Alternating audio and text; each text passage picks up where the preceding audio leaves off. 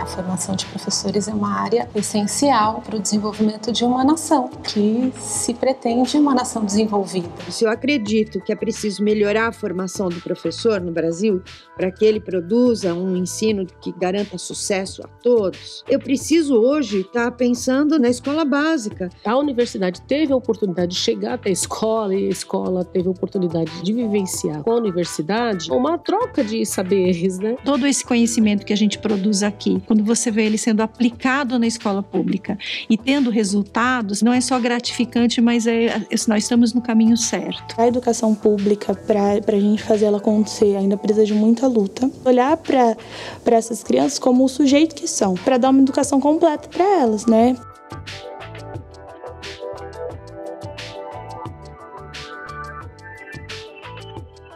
Eu estou há 32 anos na rede estadual como professora e há mais de 20 como diretora. Eu peguei muitos momentos, né? Desde a redemocratização, a juventude é outra, né? Ela foi se transformando também. Isso afeta a sala de aula, isso afeta o professor, provoca nós educadores a buscar formação. Se você negligencia a formação continuada do professor, isso significa um breque, a formação para. Não no sentido da atuação, porque o professor está dentro da sala de aula e o aluno requer do professor alguma coisa. E às vezes alguma coisa que ele próprio não compreende. E é em busca desta compreensão que a formação continuada de professor torna-se emergencial.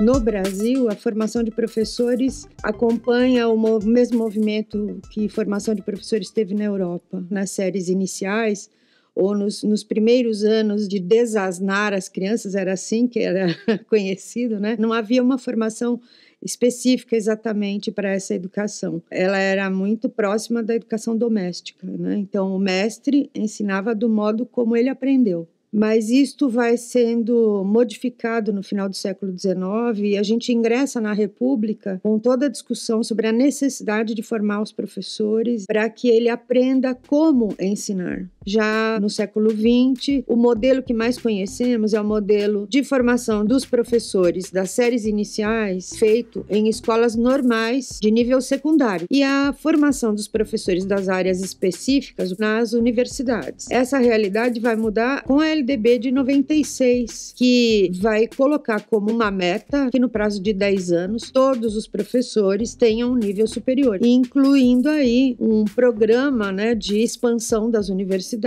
federais no país inteiro, e nessa interiorização tem um destaque a formação de professores para atuar na educação básica, para qualificar os professores leigos que ainda existem e atuam nas redes públicas de ensino. Essa importância da parceria entre universidade e escola básica, principalmente quando a gente pensa a questão da formação de professores, ela é muito recente. E eu acho que um marco bastante importante é a nova legislação dos anos 2000, que prevê os cursos de licenciatura como cursos efetivamente, e depois um programa que apareceu na conjuntura a partir de 2007, chamado PIBID, que ele, de certa forma, levou os cursos de formação para dentro das escolas de uma forma mais sistematizada.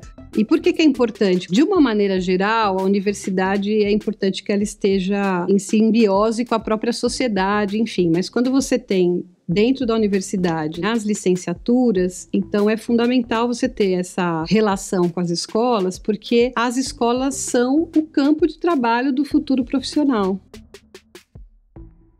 No caso da Unifesp, esse trabalho tem sido realizado com uma aproximação bastante grande com as escolas públicas, porque entendemos que a universidade pública ela tem compromisso com o êxito, com o sucesso da educação pública. À medida em que a universidade se aproxima da escola básica, ela também se qualifica a sua pesquisa, qualifica a sua concepção, a sua visão de realidade.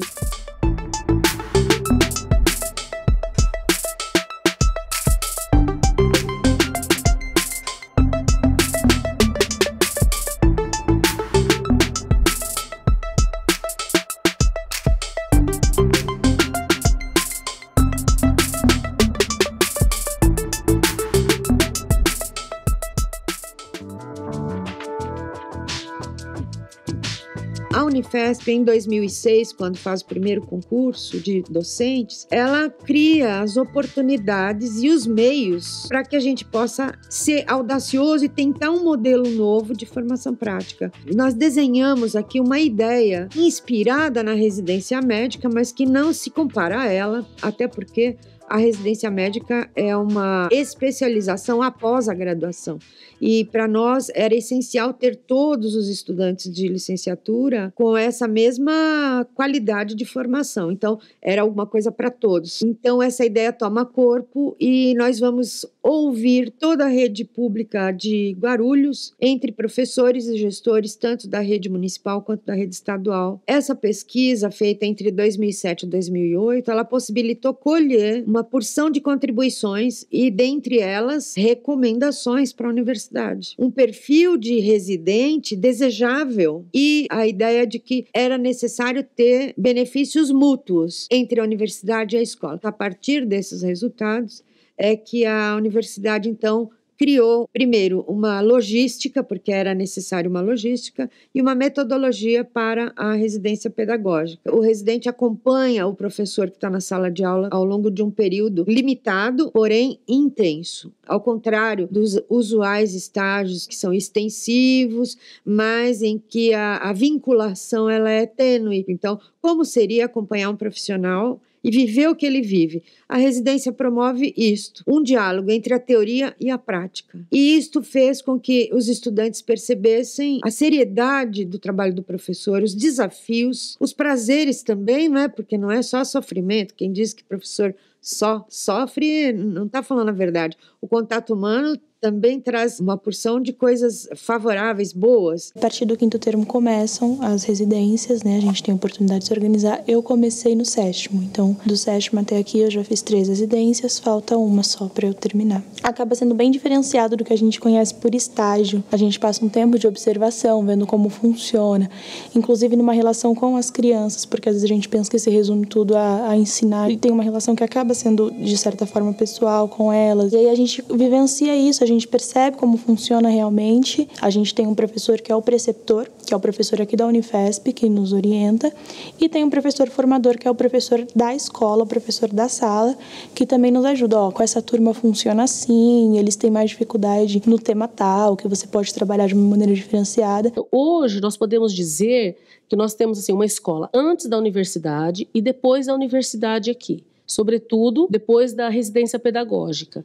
Então, nós temos uma intervenção estruturada de formação docente que é permanente da escola. Esse curso de licenciatura é um curso um pouco diferente, porque todos os alunos deste curso, eles vão ser formados para dar aula de ciências e matemática, ciências e biologia, ciências e física, ciências e química. Essa questão da interdisciplinaridade, multidisciplinaridade é muito forte. Porque normalmente, quando a gente faz uma licenciatura específica, você tem um olhar linear. E nesse curso, a gente tenta formar um aluno que pense no conhecimento científico, conhecimento matemático, conhecimento físico, de outras formas. É muito motivador até para o professor, porque a gente precisa encarar o conhecimento de uma outra forma que nós também não tivemos nas nossas formações. E isso é transformador para o aluno, que também vem de uma escola que também olha as coisas compartimentadas. Então, as discussões aqui são nesse sentido de pensar que currículo a gente tem e sempre teve e quão ele precisa estar em transformação. A própria cidade também nos ajuda. Tem aulas que a gente sai para a rua para tentar olhar como que a gente vai pensar o conhecimento científico, olhando para as coisas que acontecem aqui também em Diadema.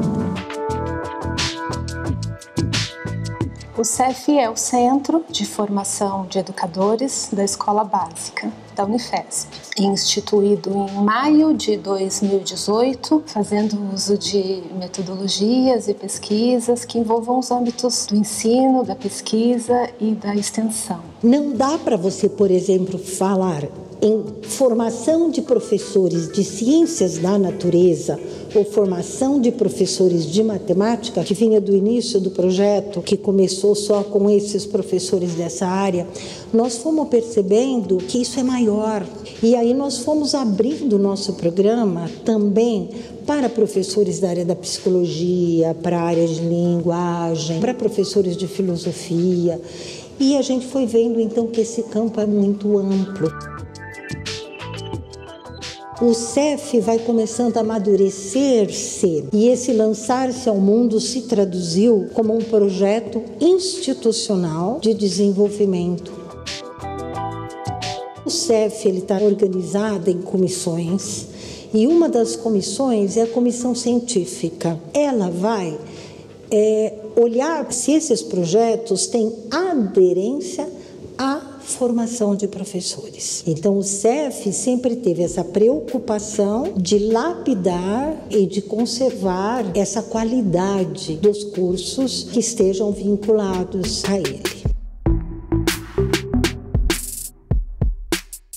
Eu sempre trabalhei com formação de professores. E ela é uma área muito sensível, porque a gente tem nossas crianças todas lá na escola, né? Então ela tem uma força política muito grande. E essa força política, às vezes, faz com que elas anse de lá para cá. E mexe-se com a formação de professores como se mexesse com uma simples marionete. A educação escolar é vista como uma grande solução para o desenvolvimento do país, para a melhora da competitividade na economia, mas é preciso entender que a nossa Constituição garante que a educação é um direito de todas as pessoas e que a educação é o direito social mais importante que a gente tem na República, porque é ele que nos faculta o exercício dos demais direitos. Então, a escola pública, essa que muitas vezes acaba sendo apontada como ineficiente, na verdade, ela está produzindo milagres. Quando a gente olha para a desigualdade do país, para as carências, tanto financeiras quanto humanas. Então, acho que o papel da universidade pública precisa ser preservado. E para isso acontecer, além do nosso empenho, né, é preciso garantir a sobrevivência da própria universidade pública, né? Pode produzir muita coisa boa, e ela tem produzido mesmo com as suas carências. E com todas as necessidades dela atendidas, produziríamos muito mais. Seria menos ou nenhuma violência, mais tolerância, né? Mais respeito.